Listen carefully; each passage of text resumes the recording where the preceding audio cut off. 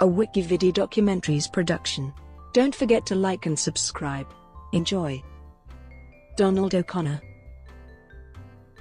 Donald David Dixon Ronald O'Connor was an American dancer, singer, and actor who came to fame in a series of movies in which he co-starred alternately with Gloria Jean, Peggy Ryan, and Francis the Talking Mule. He is best known today for his role as Don Lockwood's friend and colleague Cosmo Brown in Singin' in the Rain. Early years. Though he considered Danville, Illinois to be his hometown, O'Connor was born in St. Elizabeth Hospital in Chicago. His parents, Effie Irene and John Edward Chuck O'Connor, were vaudeville entertainers.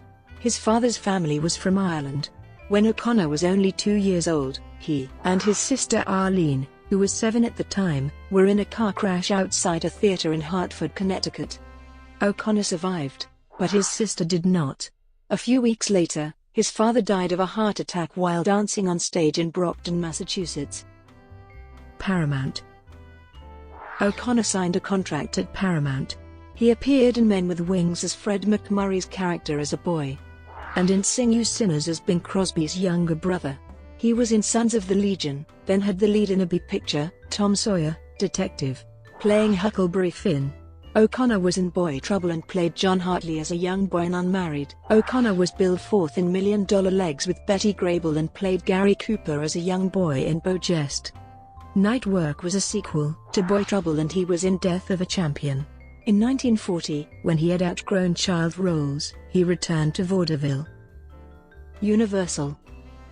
In 1941, O'Connor signed with Universal Pictures, where he began by appearing in 7 B-picture musicals in a row, starting with What's Cookin' with the Andrews Sisters, Gloria Jean, and Peggy Ryan. He and Ryan were in Private Buckaroo and Give Out, Sisters, both with the Andrews Sisters. He, Ryan and Jean were in Get Hector Love and When Johnny Comes Marching Home. He made It Comes Up Love with Jean, but without Ryan. Films. O'Connor, Jean and Ryan were in Mr. Big. Before this film was released, O'Connor's popularity soared. Universal added $50,000 in musical numbers to the film and promoted the B movie to A status.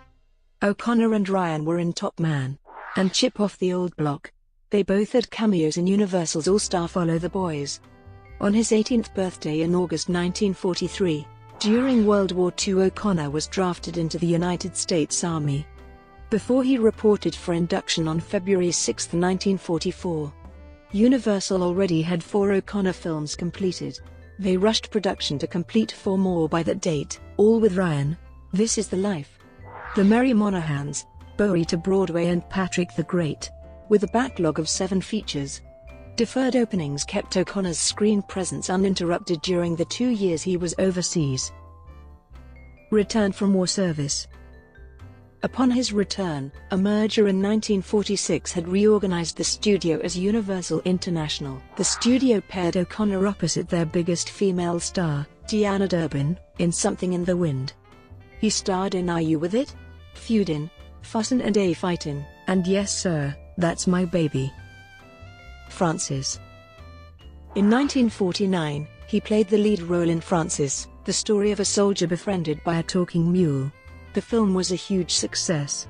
As a consequence, his musical career was constantly interrupted by production of one Francis film per year until 1955. O'Connor later said the films were fun to make. Actually, they were quite challenging. I had to play straight in order to convince the audience that the mule could talk. O'Connor followed the first Francis with comedies, Curtain Call at Cactus Creek, The Milkman, Double Crossbones. He did Francis Goes to the Races, another big hit. Singin' in the Rain. O'Connor then received an offer to play Cosmo the piano player in Singin' in the Rain at MGM. This earned him a Golden Globe Award for Best Performance by an Actor in a Comedy or Musical.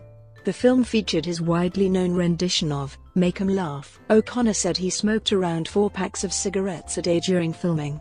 In 1952, O'Connor signed a 3-picture deal with Paramount. He went back to Universal for Francis Goes to West Point, then returned to MGM for I Love Melvin, a musical with Debbie Reynolds. He supported Ethel Merman in Call Me Madam at 20th Century Fox, later saying the film contained his best dancing. After Francis covers the big town, Universal put O'Connor in a musical in color, Walking My Baby Back Home. He did Francis Joins the Vax, then played Tim Donahue in the 20th Century Fox musical There's No Business Like Show Business, which featured Irving Berlin's music and also starred with Ethel Merman, Marilyn Monroe, Dan Daly, Mitzi Gaynor, and Johnny Ray.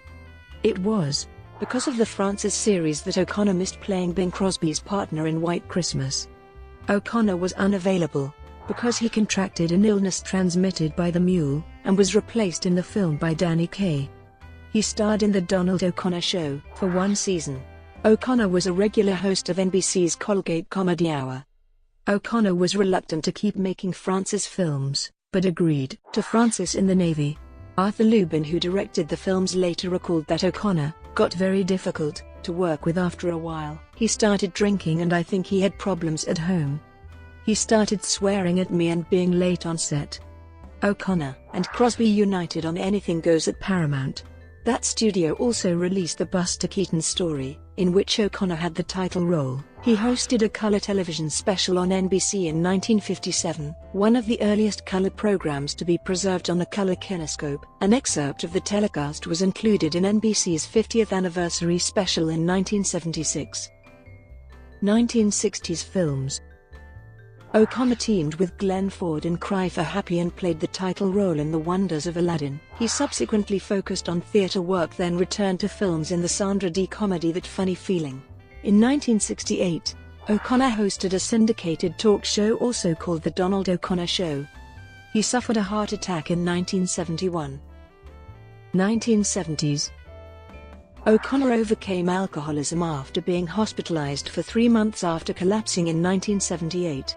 His career had a boost when he hosted the Academy Awards, which earned him 2 Primetime Emmy nominations. He appeared as a Gaslight-era entertainer in the 1981 film Ragtime, notable for similar encore performances by James Cagney and Pat O'Brien. It was his first feature film role in 16 years. O'Connor appeared in the short-lived Bring Back Birdie on Broadway in 1981 and continued to make film and television appearances into the 1990s, including the Robin Williams film Toys as the president of a toy-making company. He had guest roles in 1996 in a pair of popular TV comedy series, The Nanny and Frasier. In 1998, he received a Golden Palm Star on the Palm Springs, California Walk of Stars. O'Connor's last feature film was the Jack Lemmon Walter Matthau comedy Out to Sea, in which he played a dance host on a cruise ship. O'Connor was still making public appearances well into 2003. The most distinctive characteristic of O'Connor's dancing style was its athleticism, for which he had few rivals. Yet it was his boyish charm that audiences found most engaging, and which remained an appealing aspect of his personality throughout his career. In his early Universal films, O'Connor closely mimicked the smart aleck, fast-talking personality of Mickey Rooney of rival MGM Studio. For Singin' in the Rain, however, MGM cultivated a much more sympathetic sidekick persona, and that remained O'Connor's signature image. Personal life. O'Connor was married twice and had 4 children. His first marriage was in 1944 to Gwendolyn Carter, with whom he had a daughter, Donna. The couple divorced in 1954. He married for a second time, to Gloria Noble, in 1956. Together they had 3 children, Alicia, Donald Frederick, and Kevin. O'Connor and Noble were married until his death in 2003. Death. O'Connor had undergone quadruple heart bypass surgery in 1990, and he nearly died from double pneumonia in January 1998. He died from complications of heart failure on September 27, 2003, at age 78 at the Motion Picture and Television Country House and Hospital in Woodland Hills, California. His remains were cremated and buried at the Forest Lawn Hollywood Hills Cemetery in Los Angeles. Brought to you by WikiVidi Documentaries. Would you like to know more?